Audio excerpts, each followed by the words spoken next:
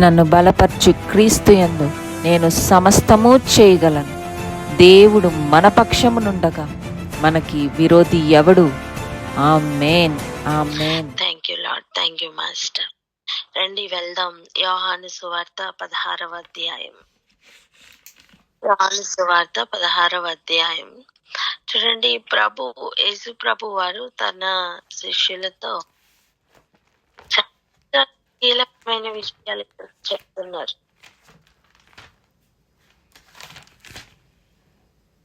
దయచేసి మిగిలిన వారు మ్యూట్ లో పెట్టుకోండి. ఇక్కడ ఎటువంటి విషయాలను ఆయన ప్రస్తావిస్తున్నారంటే, అవి ఆయన లేనప్పుడు కూడా ఆ మాటలు నెరవేరుతున్నప్పుడు జ్ఞాపకం చేసుకుని ఇది ఆయన చెప్పారు కదా అని తలంచుకునేటటువంటి విషయాలను చెప్తున్నారు. ఇవన్నీ కూడా ఎందుకు చెప్తున్నారు?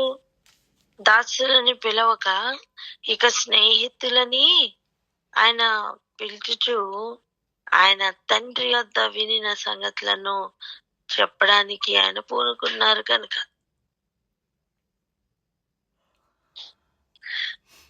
చూడండి, 2వ వచనం చూడండి, 16వ అధ్యాయం 2వ వచనం. వారు మిమ్మును సమాజ మందిరములలో నుండి వెలివేయుదురు. మిమ్మును చంపు ప్రతి వాడు తాను దేవునికి సేవ చేయుచున్నానని అనుకున్న కాలం వచ్చుచున్నది. దీని శాంపుల్ ఆల్రెడీ ఆది కాలంలో లేదా ఆది అపోస్తలుల కాలంలో జరిగింది. అది ఇంకా ఎక్కువ స్థాయిలో జరుగుతుంది. వారు సమాజ మందిరములలో నుండి ఏం చేస్తారట? మిమ్మల్ని వెలివేస్తారు. సమాజ మందిరములలో నుండి మిమ్మల్ని వెలివేస్తారు. కొంచెం ఆలోచిద్దాం. సమాజ మందిరం ఏం జరుగుతుంది? సమాజ మందిరంలో నుంచి వెలివేయడం ఏంటి? అసలు సమాజంగా ఎందుకు కూడుకుంటున్నారు? సమాజంగా కూడుకుంటున్నప్పుడు జరగవలసిన సంగతి ఏంటి? అప్పటి వరకు ఎలా జరుగుతుంది?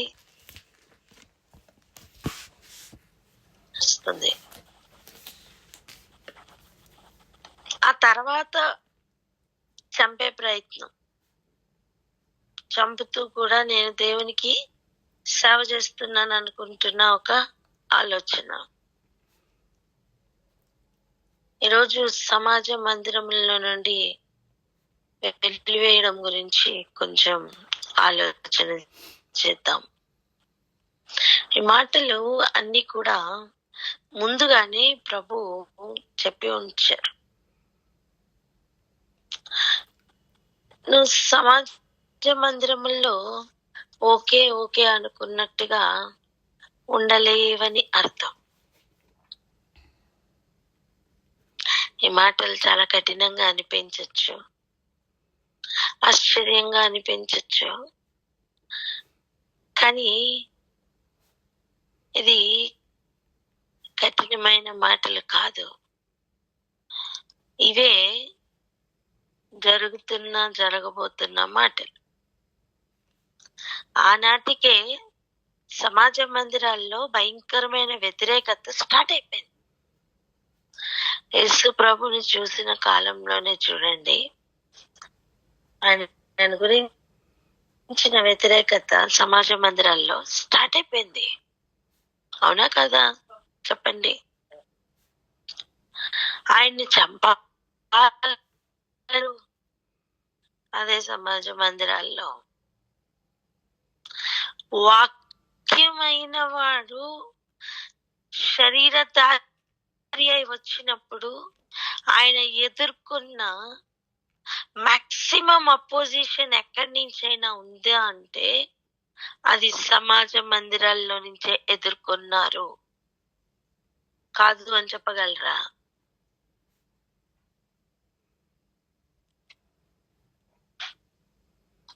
చెప్పండి. కాదు అని చెప్పగలరా? నేను అంటాను, దెయ్యాలైనా కనీసం నువ్వెవరో మాకు తెలుసు, మమ్మల్ని అప్పుడే నశింపచేయడానికి వచ్చావా అని ఒప్పుకున్నాయి గాని,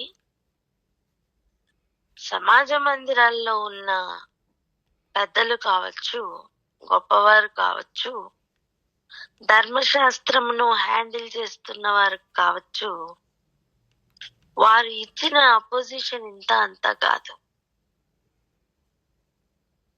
వారు ఆయన మాటల్లో చిక్కులు పెట్టాలని ఆలోచిస్తూ ఉండేవాళ్ళు. వాళ్ళు ఆయన చెప్తున్న మాటను వ్యతిరేకిస్తూ ఉండేవాళ్ళు. ఇంకా చెప్పాలంటే ప్రతి మాటను కూడా, గ్రహించలేని ప్రతి మాటను కూడా ఇది కఠినమైన బోధ అని చెప్పి వెనుకకు వెళ్ళిపోతూ ఉండేవాళ్ళు.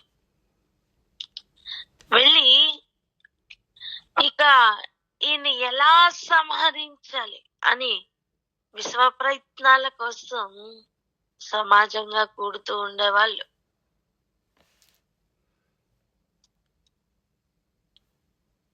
ఎంతమందికి అర్థమవుతుంది?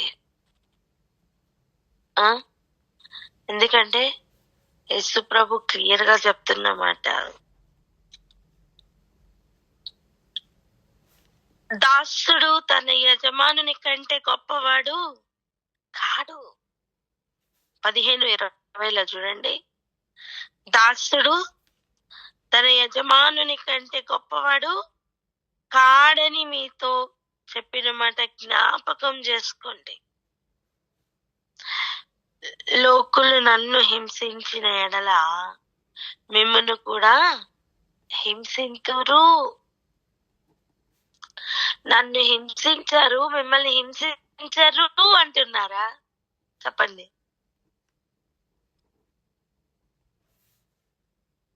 విషయం ఏంటంటే సమాజ మందిరంలో లోకులు ఉంటే వారు హింసిస్తారు.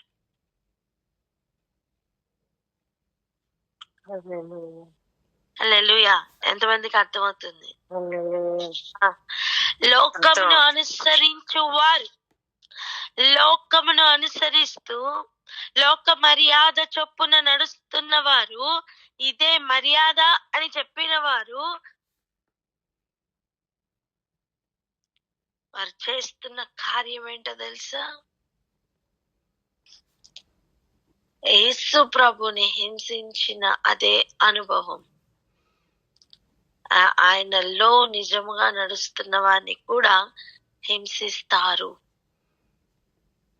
దానికి ముందే ప్రిపేర్ చేస్తున్నారండి ఆయన ప్రజల్ని యేసయ్య. ఇప్పుడు ఒక ఆర్మీ ట్రైనింగ్ అవుతుంది. ఆ ట్రైనింగ్ లో శత్రు దేశం ఎలా ఉంటుందో చూపించరా? శత్రువు యాటిట్యూడ్ ఎలా ఉంటుందో ఎలా గుర్తుపట్టాలో నేర్పించరా?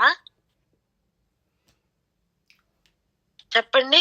శత్రువు ఏమన్నా క్యాజువల్ వేర్ వేసుకుని వస్తారా?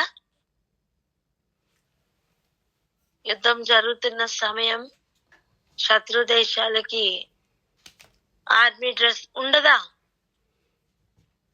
ఉంటుందా ఉండదా? చెప్పండి.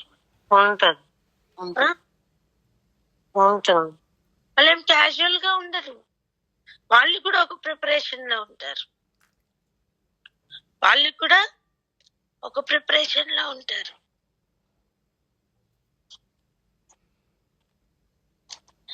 గ్రహిద్దాం.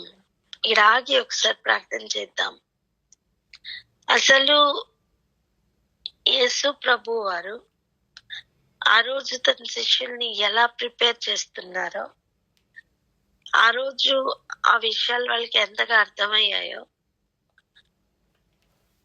మనకు తెలీదు, కానీ ఈరోజు చదువుతున్న మనకు గ్రహింపచే శక్తిని అనుగ్రహించమని అడుగుదామా?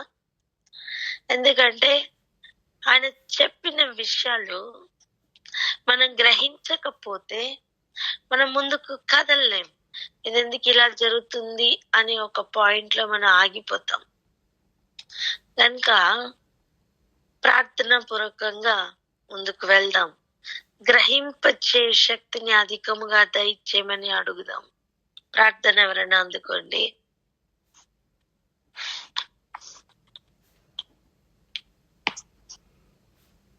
స్తోత్రం తండ్రి, స్తోత్రం అయ్యా, స్తుతులు రాజా, స్తోత్రాలు నాయన, స్తోత్రాలు మా తండ్రి, స్తోత్రం మా ప్రభా నాయన, స్తోత్రం తండ్రి.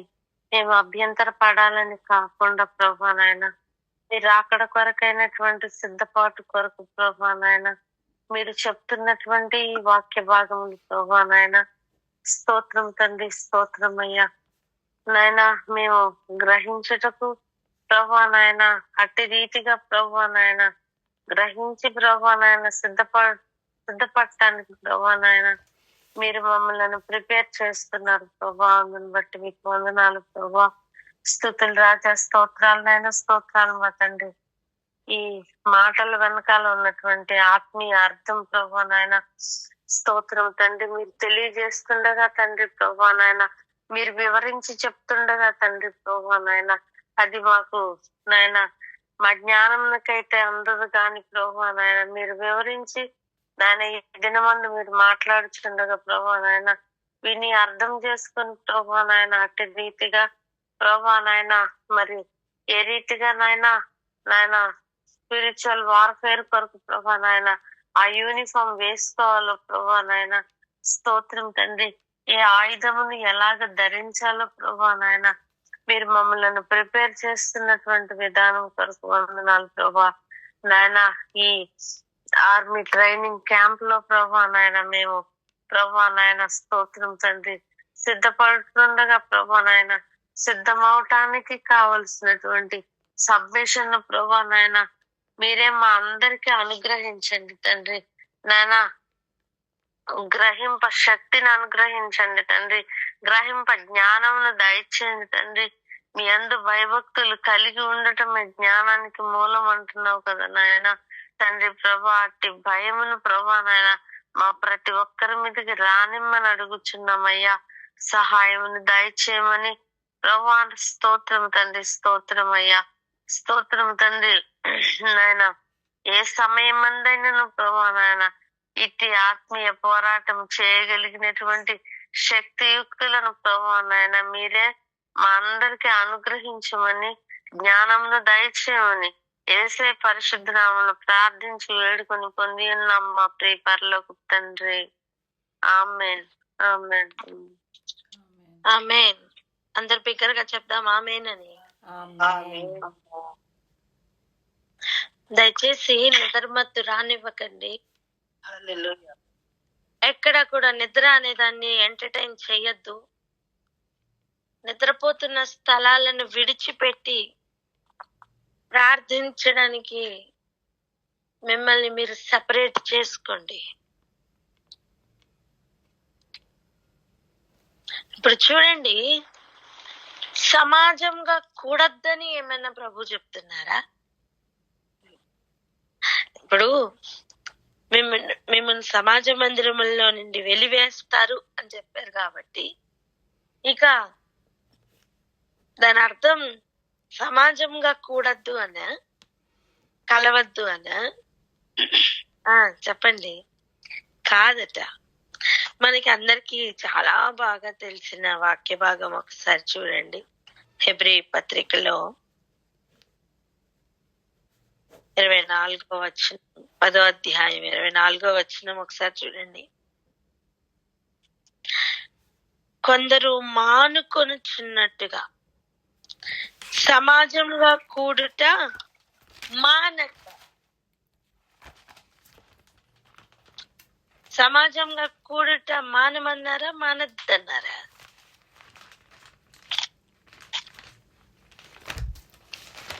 చెప్పరే. మానవద్దన్నారు.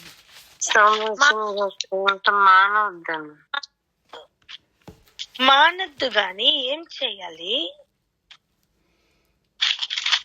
ఒకనినొకడు హెచ్చరించుచు ఆ దినం సమీపించుట మీరు చూచిన కొలది మరి ఎక్కువగా అలాగు చేయొచ్చు. అంటే ఏంటి? సమాజంగా కూడడానికి నియామక కాలములు కొన్ని పెట్టి ఉంటారు కదా. ఇప్పుడు ఫర్ ఎగ్జాంపుల్ చూడండి, సమాజంగా కూడడానికి ఒక 2 దినాలు పెట్టారనుకోండి వారానికి. ఆ దినం సమీపించు కొలది ఈ 2 కాస్త ఏమవ్వాలి? ఇంకెక్కువ అవ్వాలి. నేను చెప్పరే. ఆమేన్. ఇప్పుడు విశ్వాసంలోకి వచ్చిన కొత్తలో ప్రభు సన్నిధిలో గడపాలనే ఆశ ఎక్కువగా ఉంటది. రాను రాను అదేమవుతుందండి? అందరూ లోకం ఎదురు చూస్తుంది అదే కదా. వీళ్ళు స్టార్టింగ్ లో ఇలా ఉంటారు, తర్వాత ఏమవుతారు? చిన్నగా చల్లారిపోతారు అని కదా ఎదురు చూస్తారు. వింటున్నారా? ప్రభు అలా చెప్పట్లేదు. ప్రభు అలా చెప్పట్లేదు. చూడండి, ఒక ఫైర్ ఉందనుకోండి, స్టార్టింగ్ ఎలాగా వస్తుందండి? చాలా చిన్నగా స్టార్ట్ అవుతుంది, కానీ తర్వాత రాను రాను అది పెరుగుతుంది. అవునా కాదా? అవును. అంతేగాని స్టార్టింగ్ బగ్గుమని వచ్చి తర్వాత స్లోగా తగ్గిపోతుందా? కట్టెలు మండడానికి ఉన్నంత సేపు అది మండుతూ ఉంటుంది కదా. హల్లెలూయా. అలా ఇప్పుడు చూడండి, సమాజంగా కూడడం మానదట. మరి ఏం చేయాలట అంటే మరి ఎక్కువగా అలా చేయాలట. మరి ఎక్కువగా అలా చేయాలట. చేస్తూ ఏం చేయాలి? ఒకరినొకడు హెచ్చరించుకోవాలా. ఒకరికొకరు ఏం చేయాలండి? హెచ్చరించుకోవాలి. ఏమని? బెదిరించుకోవాలా? హెచ్చరించుకోవాలా? చెప్పండి. హెచ్చరించుకోవాలి. ఒకరినొకరు బెదిరించుకోవడం కాదు, ఒకరినొకరు హెచ్చరించుకోవాలి. ఆ దినం సమీపించుట మీరు చూచిన కొలది మరి ఎక్కువగా అలా చేయొచ్చు. ఇంకేం చేయాలంట? ప్రేమ చూపుటకును సత్కార్యములు చేయుటకును ఒకరినొకడు పురికొల్పవలనని ఆలోచించము. రేపాలని ఆలోచించుకోవాలట. ప్రేమ చూపడానికి, సత్కార్యములు చేయడానికి ఒకరినొకడు పురికొల్పుకోవాలి. అండ్ పురికొల్పుకోవాలనే ఆలోచన నువ్వు సమాజంగా కూడిన ప్రతిసారి నీకు కలగాలి. ఎంత కాంట్రవర్సీ చూపిస్తున్న 2 వచనాలు కదా. హలో, గమనిస్తున్నారా?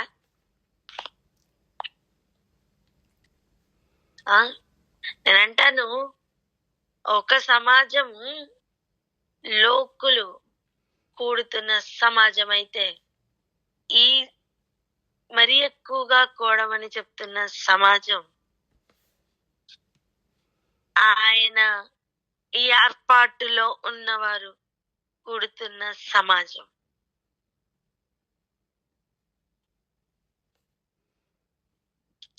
దానికి దీనికి పొసగదు, దానికి దీనికి పొంతన ఉండదు. నీకు హెచ్చరిక దొరకదు, ప్రేమ దొరకట్లేదా? ఒకరికొకరు సత్కార్యములు చేసుకోవాలి అని, ఒకరికొకరు ప్రేమించుకోవాలి అని నీ చుట్టూ సమాజంలో లేదా సమాజంగా కూడిన సమయం ఇక అటువంటి ఆలోచన రావట్లేదా? మా చెప్పాలంటే ఆత్మీయతలో ఎదుగుతూ ప్రభు చెప్పిన ఫలములు ఫలిస్తూ ఆ ఫలం నిలిచి ఉండే విధంగా ఒకరికొకరు పురికొల్పుకుంటూ వెళ్తున్న సమాజ మందిరములుగా మన సమాజ మందిరంలో ఉండాలి. ఆమేన్ అని చెప్పరే. ఆమేన్. అలా కాకుండా సమాజ మందిరంలో నుండి మరి వెళ్ళగొట్టవలసిన అవసరత ఏమొస్తుంది?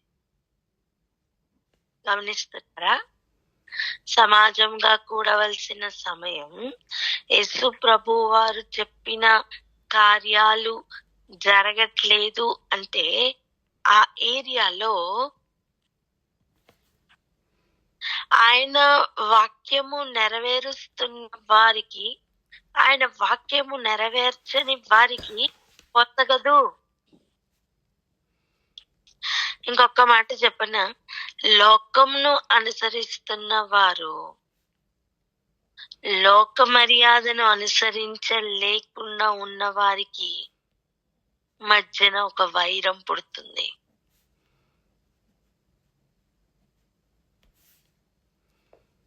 అందరూ ఉండేది సమాజ మందిరంలోనే. హలో, వింటున్నారా? మిమ్మల్ని లోకంలో నుండి వెలివేస్తారని చెప్తున్నారా? చెప్పండి.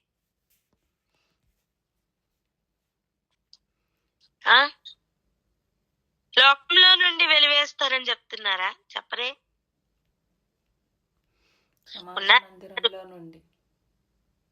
సమాజ మందిరములలో నుండి సమాజ మందిరములలో నుండి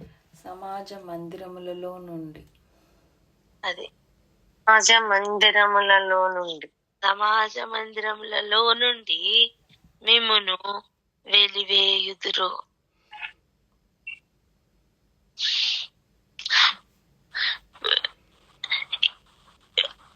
ఒక్కసారి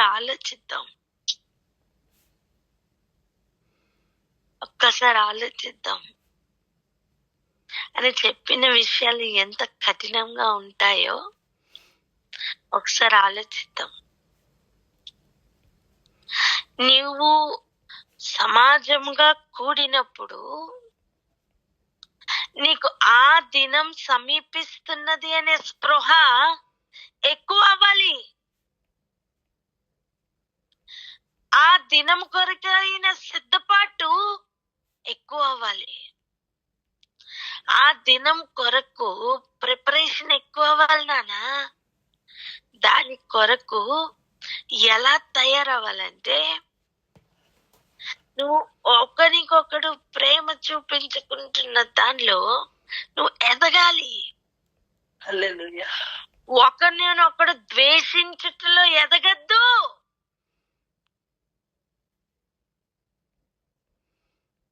ఒకరినొకడు ద్వేషిస్తున్న అనుభవాల్లో ఎదుగుతున్న సమయం ఇదిగో ఇటువంటి కార్యాలు జరుగుతాయి. ఎటువంటి కార్యాలు? వెలివేసే కార్యాలు జరుగుతాయి. సమాజం అంటే ఎవరు? గోడల, రాళ్ళ, ఇటుకల? చెప్పండి. సున్నం కొట్టిన గోడల? ఈ కాలంలో చూస్తున్న గొప్ప గొప్ప టైల్సా సమాజం అంటే? కాదు. అంతమంది ఏంటండి, ఒక దగ్గర కూడి వారు చర్చించుకోవడానికో లేదా దేవుని సన్నిధిలో గడపాలనో లేదా వారు దేవుని మాట్లాడుకోవాలని ఎక్కడ వారు కూడతారో అదే సమాజం. మనుషులండి. ఇప్పుడు ఆయా ప్రాంతాల నుంచి మనం ఒక ఏరియాలోనికి వచ్చి ఆలోచనను పంచుకుంటూ, ఒకరినొకరు పురికొల్పుకుంటూ, ఒకరినొకరు హెచ్చరించుకుంటూ ఎక్కడెక్కడ కలుస్తామో అవన్నీ ఏంటి? సమాజ మందిరాలు. అంతే కదా? అక్కడ జరగవలసిన కార్యం ఏంటి, అక్కడ జరుగుతున్న కార్యం ఏంటి? ఈరోజు కొంచెం మనం జాగ్రత్త పడదాం. ఇప్పుడు మనం సమాజ మందిరాలని బ్లేమ్ చేయడానికి ఇక్కడ చేరలా. ఈ మాట పలకండి. మనం ఇప్పుడు సమాజ మందిరాలు బ్లేమ్ చేరలేదు. అర్థమైందా? అవి ఎలా ఉన్నాయి, అవి ఏం చేస్తారు, ఇవన్నీ చేరలేదు. వాటి గురించి ఆలోచన చెయ్యట్లేదు. ఆ సమాజం నువ్వు నేను కూడా ఒక భాగమే కదా.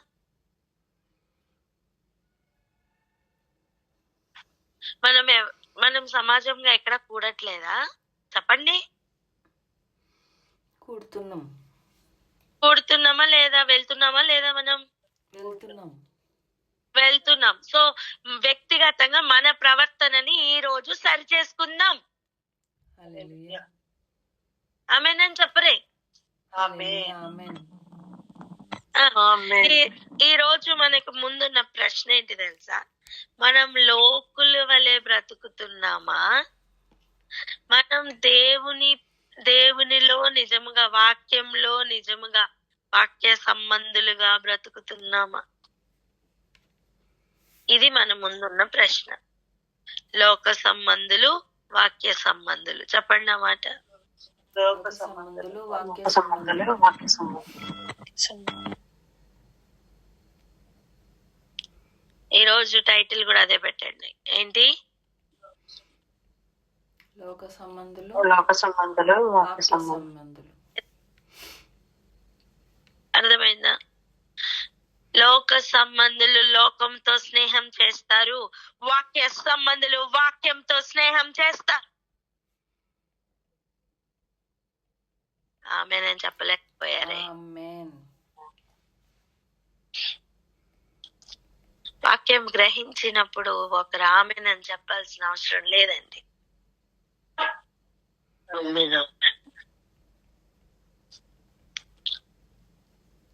లోక సంబంధులు లోకముతో స్నేహం చేస్తారు, వాక్య సంబంధులు వాక్యంతో స్నేహం చేస్తారు. లోక సంబంధులు వాక్య సంబంధుల్ని వెళ్ళగొడతారు, వాక్య సంబంధులు లోక సంబంధులతో కలిసి ఉండలేరు.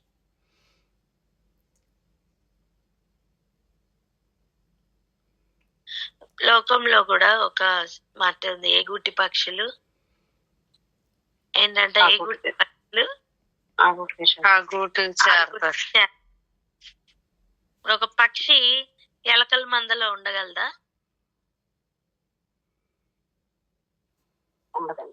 చెప్పండి. ఉంటుందా?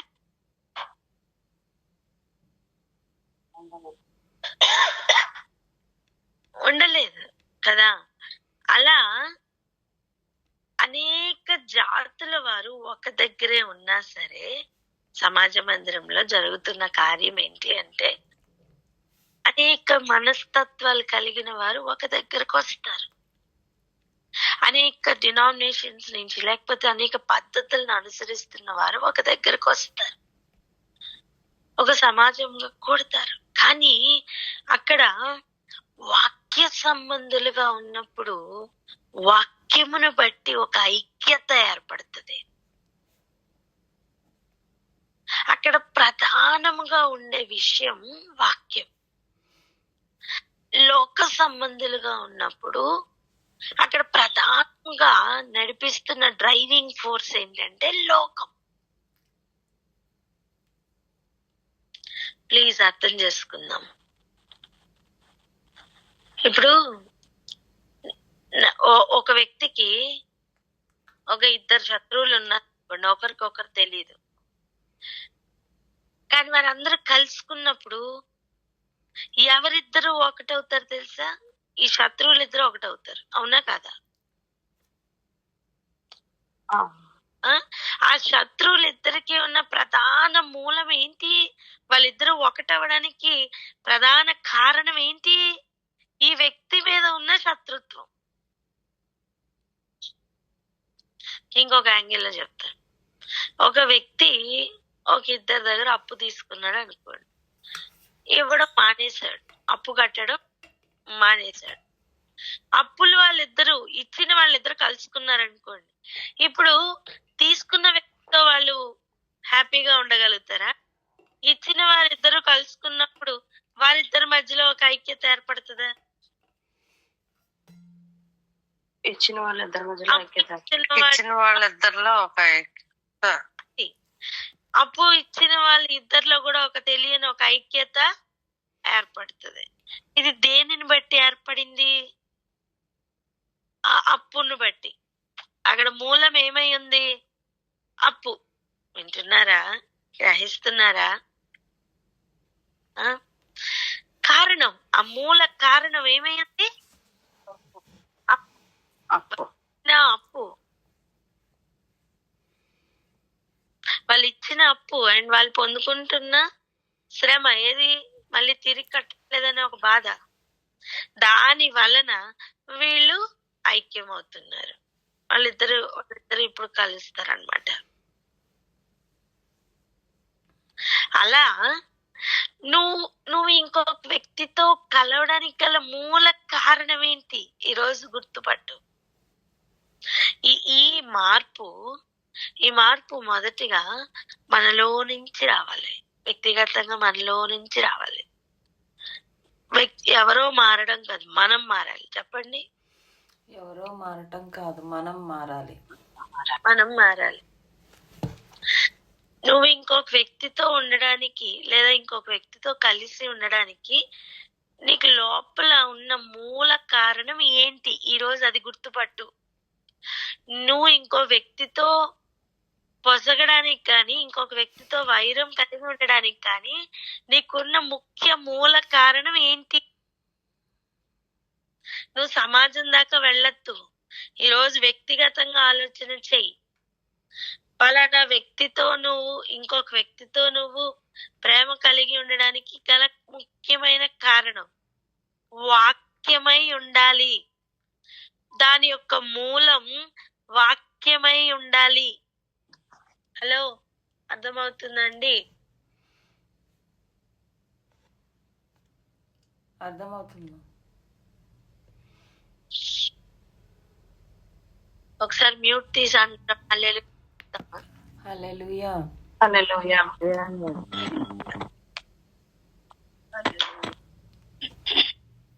ఈరోజు ఈ రిపేర్ ఎక్కడి నుంచి జరగాలంటే మనలో నుంచి జరగాలి. వ్యక్తిగతంగా నాలో నుంచి జరగాలి. చెప్పండి అన్నమాట. నాలో నుండి రిపేర్ జరగాలి. నువ్వు ఇంకొక వ్యక్తితో కలిసి ఉండడానికి గల కారణం వాక్యమై ఉండాలి.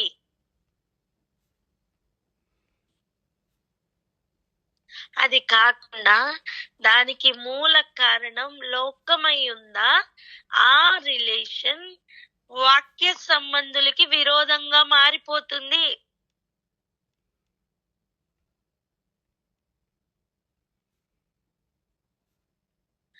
లోక సంబంధమైన ఒక రిలేషన్ తో గనక నువ్వు ఇంకొక వ్యక్తితో కూడి ఉన్నావంటే అక్కడ ఉన్న డేంజర్ జోన్ ఏంటంటే నీ మధ్యలోనికి వాక్య సంబంధిని రానివ్వలేరు, వెలివేస్తా.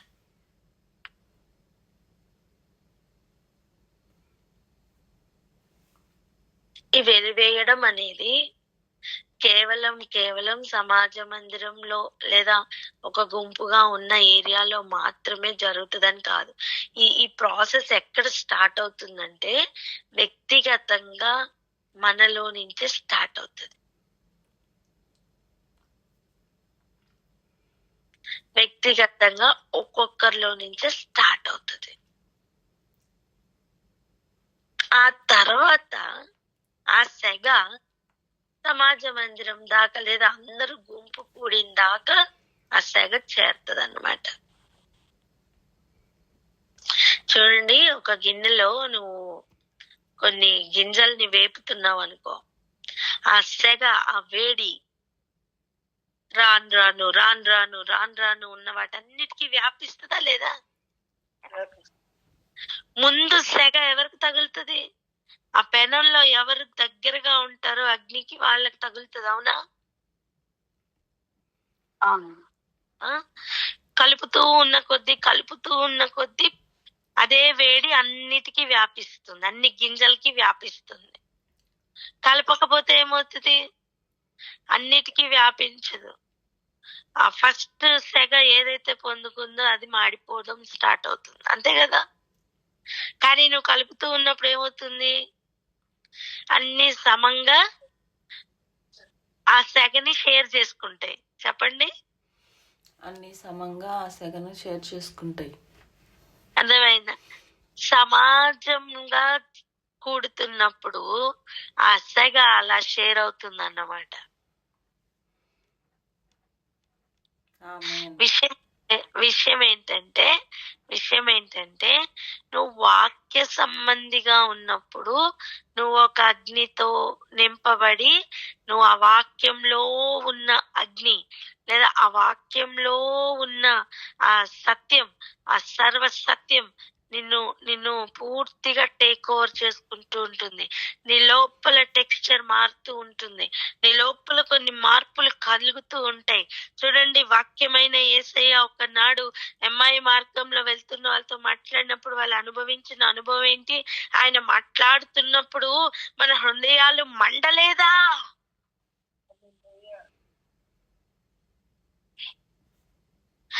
నీకు వాక్యంతో ఉన్నప్పుడు ఒక సెగ తగులుతుంది నాన్న.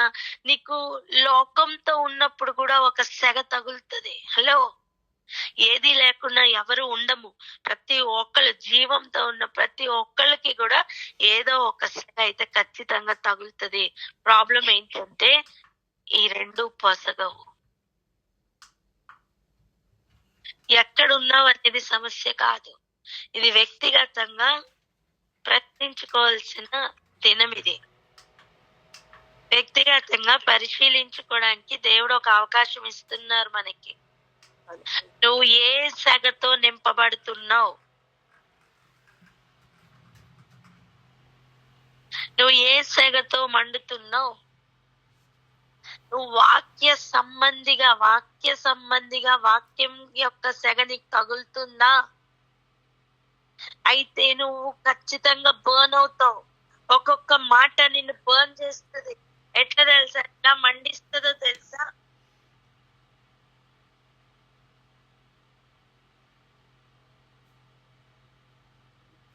ఎలా మండిస్తుంది? నీకు ఒకరికొకరు ప్రేమ చూపించుకునే విధంగా మండిస్తుంది. ఆమేనని చెప్పరు.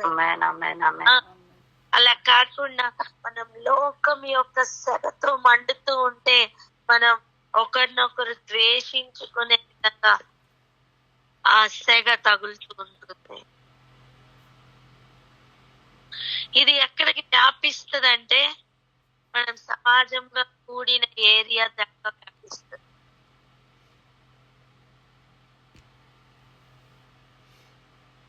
ఇది ఎక్కడి దాకా వ్యాపిస్తుంది? సమాజంగా కూడే ఏరియా దాకా వ్యాపిస్తుంది. ఇప్పుడు మనం చదువుకున్న వచనానికి వద్దాం. 16వ అధ్యాయంలో వారు మిమ్మును సమాజ మందిరములో నుండి వెలివేయుదురు. మీరు అభ్యంతర పడకుండా ఉండాలని ఈ మాటలు మీతో చెప్తున్నాను. వారు మిమ్మల్ని సమాజ మందిరములో నుండి వెలివేయుదురు. వాక్య సంబంధులుగా ఉన్న ఏరియాలో నుండి వెలివేయరు నానా. వాక్య సంబంధులుగా ఉన్న ఆ మందిరం లేదా సమాజ మందిరం లేదా ఆ కూడిక ఉంటే వాక్యం సంబంధులను ఇంకా చేర్చుకుంటది. వాక్య సంబంధులను లోక సంబంధులుగా ఉన్న సమాజ మందిరం వెలివేస్తుంది. ఒకటే మాట, లోకులు వాక్య సంబంధులు లోక సంబంధులు కలిసి మెలిసి ఉండలేరు. రెండు కలవవు. అంతెందుకు, మట్టి ఇనుము కలిసి ఉంటాయా?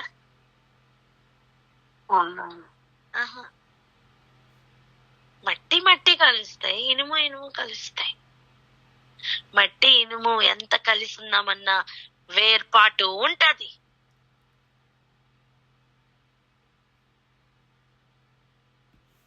నువ్వు ఇనుము మీద ఎంత మట్టి రాసి పెట్టు, లోపల స్ట్రెంగ్త్ ఏమన్నా తగ్గిపోద్దా? మట్టి అయిపోద్దా? చెప్పండి. అవ్వదు. ఈ లోక సూక్తి ప్రకారం 6 నెలలు కలిసి ఉంటే వీరు అవ్వాలి కదా, అవునా?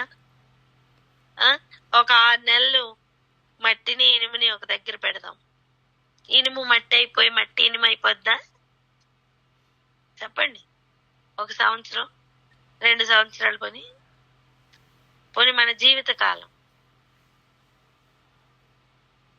70-80 సంవత్సరాలు మట్టి ఇనుము అయిపోయి ఇనుము మట్టి అయిపోతుందా?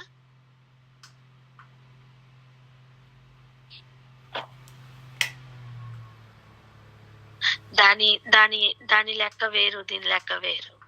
దాని ప్రాపర్టీస్ ఎంటైర్ గా వేరు, దీని ప్రాపర్టీస్ వేరు. ఎగ్జాక్ట్ గా అలాగనే లోక సంబంధంగా నడుస్తున్న మన బ్రతుకులు వాక్య సంబంధాలని యాక్సెప్ట్ చేయలేవు. ఇది ఈ రోజు నుంచి జరుగుతున్నది కాదు.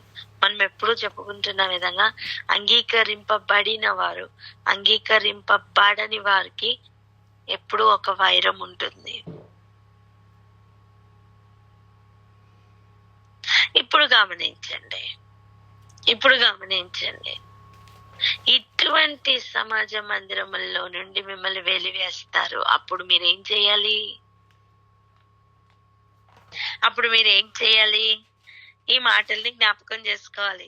ఏం చేయాలి చూడండి. ఇప్పుడు మిమ్మల్ని చంపు ప్రతి వాడు తాను దేవునికి సేవ చేయుచున్నానని అనుకుని కాలం వచ్చుచున్నది. అర్థం, వారు కూడా దేవుని నామమునే బట్టి కలుస్తారు.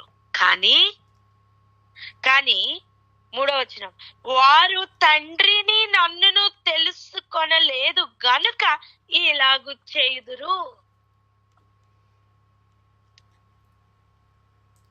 తండ్రిని, వాక్యమైన యేసయ్యని, కుమారుడైన యేసయ్యని తెలుసుకోలేదట. మరి వీళ్ళు ఎవరితో సంబంధం కలిగి ఉన్నారు నాన్న? మరి వీళ్ళు ఎవరిని తెలుసుకుంటున్నారు సమాజంగా కూడి? లోక మర్యాదల్లో పరిపూర్ణులు అవుతున్నారు. చెప్పండి, ఎందులో పరిపూర్ణులు అవుతున్నారు? లోక మర్యాదల్లో. అది వారికి వీరికి ఖచ్చితంగా పొసగదు.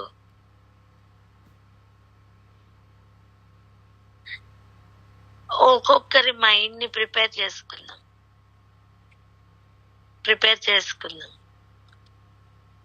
లోక స్నేహం చేస్తున్న వారు, వాక్య స్నేహం చేస్తున్న వారికి వైరం ఉంటది. ఆ రోజు స్నేహితులు అని పిలుస్తూ ఆయన తండ్రి దగ్గర వినిన సంగతులు తెలియచేస్తూ లోకంలో ఎలా ఉండబోతుందో ఆయన స్నేహితులను ఆయన ప్రిపేర్ చేస్తున్న లెవెల్ ఇవే.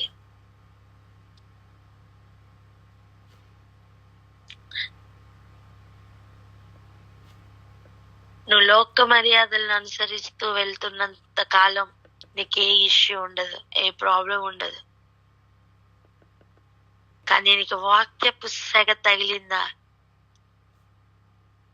నువ్వు వాక్యంలో ఆ ప్రతిరూపంగా లేదా మారుతూ ఉన్నావా? వాక్యం అనే అర్థం చూసుకుంటూ సరి చేసుకుంటూ నువ్వు ఫలిస్తూ ఆ ఫలం నిలిచి ఉండేటట్టుగా జాగ్రత్త పడుతూ నువ్వు మలుచుకుంటూ నువ్వు ఇచ్చిన గివెన్ పీరియడ్ లో గివెన్ వర్క్ మీదనే కాన్సన్ట్రేషన్ పెట్టి కదులుతున్నావా? నువ్వు ఎదుర్కోవాల్సిన స్నేహం మరలా ఎక్కడి నుంచి వస్తుందంటే అటువంటి ప్రయాణంలో ఉన్న వారి దగ్గర నుంచే దొరుకుతుంది. ఆపోజిట్ లో ఉన్నవారు నుంచి నువ్వు ఏ స్నేహం కోరుకున్నా నీకు లభించదు. ఈ మాటలు గ్రహింపులోనికి వచ్చి అనుభవాల్లోనికి వచ్చినప్పుడు జ్ఞాపకం చేసుకోవాల్సిన విషయం ఇది.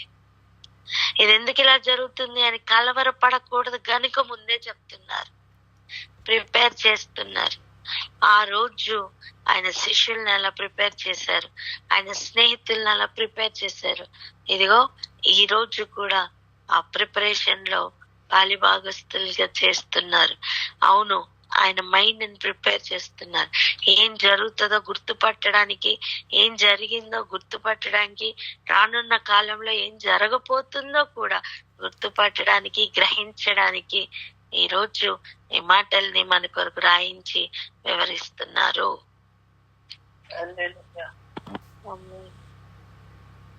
నేను ఎందుకు కలవలేకపోతున్నాను, ఎందుకు పొసగలేకపోతున్నానని ఆలోచించకు. నువ్వు వాక్య సంబంధిగా ఉన్నావా? నీ ప్రమేయం కూడా అక్కర్లేదు. నిన్ను వాళ్ళే వెలివేస్తారు. హలో, ఏం చేస్తారు? వాళ్ళే వెలివేస్తారు. అది హల్లెలూయా. వాక్య సంబంధిగా ఉన్నప్పుడు.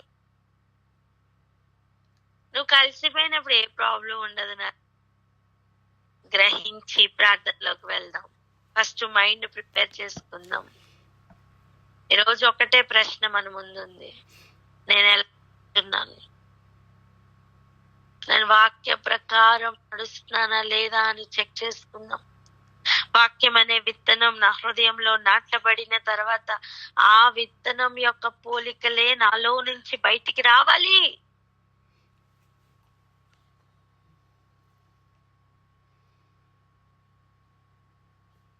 ప్రేమలో ఎదుగుదామండి. ఒకరినొకరు ఎలా ప్రేమించుకోవాలి నేర్చుకుందాం. ఆ దినం సమీపిస్తుంది అని ఒక హెచ్చరిక దొరుకుతుంది కదా, అప్పుడు సమాజంగా కూడట మానక మరి ఎక్కువగా కలిసేవారిగా, వాక్యంలో ఎదిగేవారిగా మనం జాగ్రత్త చేసుకుందాం, ప్రార్థన చేసుకుందాం. అక్క హల్లెలూయా. Thank you Jesus.